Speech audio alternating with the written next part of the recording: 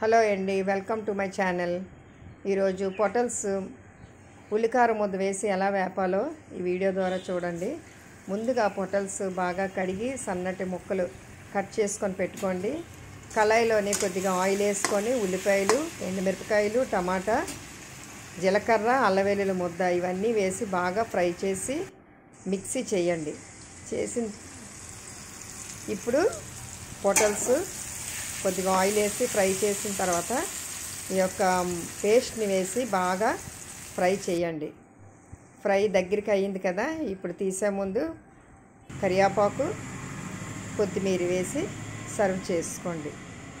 చాలా రుచిగా ఈ పొటల్స్ తయారు చేసిన విధానం మీకు చూపించాను కదా, మీరు ట్రై చేయండి, తప్పగా ఎంజాయ్ చేయండి. పక్కన బెండకాయ ఫ్రై చేశాను. ఇక్కడ ఫ్రైడ్ రైస్ అన్నమాట ఈరోజు మా వంటకాలని. Thank you.